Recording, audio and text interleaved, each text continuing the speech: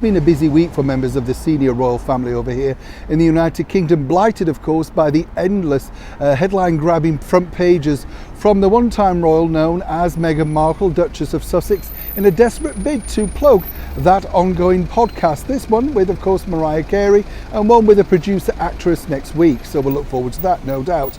But of course a lot of people are saying, how damaging and more importantly, how upsetting is it for senior members of the British monarchy? Well, as you know, earlier this week it was a bit of a bombshell for Prince Harry to find out that he'd lost his son, according to an interview with Meghan Markle in a little red magazine called The Cut. But on a serious note, how damaging is it? And what do people like His Royal Highness Prince William truly think about it all? Hi, good morning, Neil Sean here in the very heart of London. As ever, nice to have your company today. Lovely to see you all. I hope you're all keeping well. Thank you also for your very kind comments recently about London's nightlife, the glamour, the nightclubs, that sort of stuff. Fascinating places. But as I said, what I found odd was to think that these people, the huge stars of the day, like the Judys, Princess Margaret's, Sinatra's, Dean Martin's, just went through this tiny door into an underworld, if you like, a glamorous world that we didn't know about, apart from on those black and white movies. Fascinating to do, and hopefully we'll do a few more in the future. Back as ever though to your breaking royal story of the day. This really all centres upon His Royal Highness Prince William and Catherine. It's interesting, isn't it, when you think, because they have now to pick up the pieces of the damage that has been done by the one-time royal known as Prince Harry. Also heartwarming to know that seemingly even the US now are tiring of Meghan Markle and her antics, seeing her more as tabloid fodder rather than actually regal interest. But truly, what does Prince William think?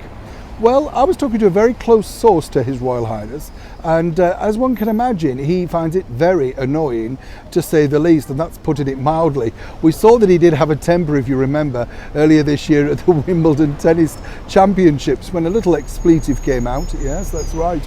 But I think, the message I was given was, the bottom line is William is, secretly seething, He finds it very distressing, not just for him, not just for his father, but of course his grandmother too, our gracious monarch, up in Balmoral, struggling with ill health, could do without all this negativity. And let me explain, the Queen does see all these headlines because the newspapers are presented to her every single morning, from tabloid to the top of the range ones, so there's no escape from it. She likes to know what's across it.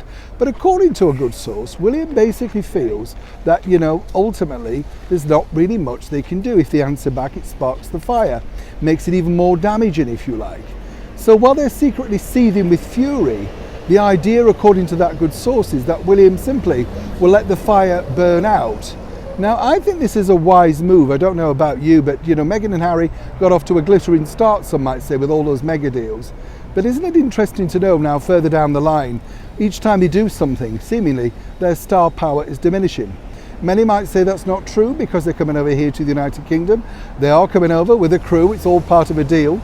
But more importantly, of course, I think for Harry and Meghan themselves, they must be able to see, or indeed smell, the whiff of desperation, and more so the negativity that they themselves have brought on through, their lack of popularity.